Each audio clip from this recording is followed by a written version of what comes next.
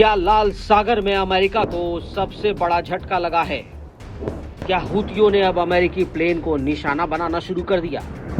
क्योंकि इस खबर के आने के बाद यमन में तो जश्न मनाया जा रहा है, क्योंकि अमेरिकी नौसेना का एक ताकतवर F-18 फाइटर जेट समंदर में स्वाहा हो गया है।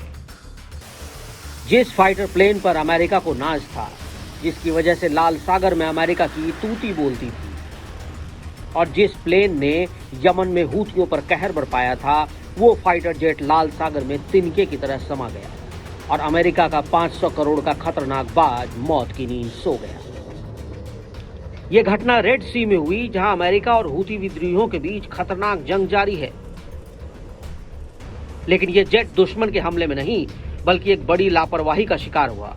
यूएस नेवी को इस एक्सीडेंट में अरबों डॉलर का नुकसान पहुंचा है। ये घटना USS Harry S Trueman aircraft carrier पर हुई। रिपोर्ट्स के मुताबिक F-18 जेट डेक से उतरते समय एक्सीडेंट का शिकार हुआ और समंदर में जा गिरा। हालांकि इस हादसे में पायलट सुरक्षित बच निकला, लेकिन ये जेट पूरी तरह डूब गया। अमेरिकी नेवी ने इसकी रिकवरी का ऑपरेशन शुरू कर दिया है।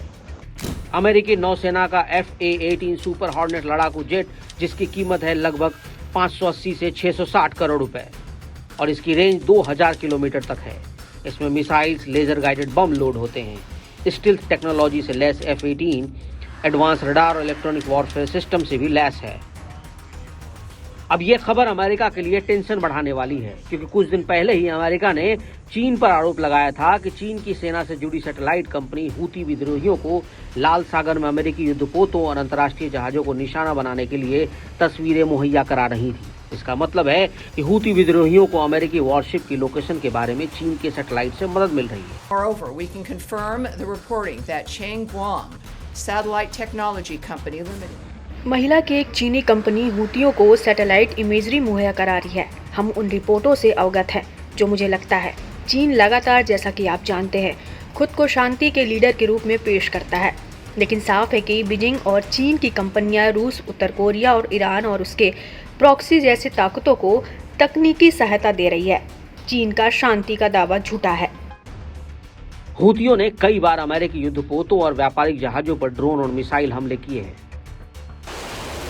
अमेरिकी नौसेना ने इनमें से कई को मार गिराया, लेकिन खतरा अभी टला नहीं है। इस बीच F-18 जैसे जेट का डूबना यूएस नेवी के लिए बड़ा झटका है।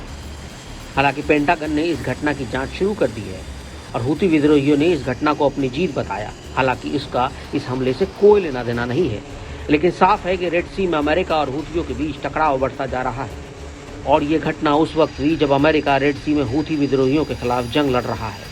हूथियों ने इजराइल के समर्थन में जहाजों पर हमले शुरू किए, जिसके बाद अमेरिका और उसके सहयोगी देशों ने हूथियों के ठिकानों पर बमबारी की। अब ये जंग समंदर तक पहुंच चुकी है।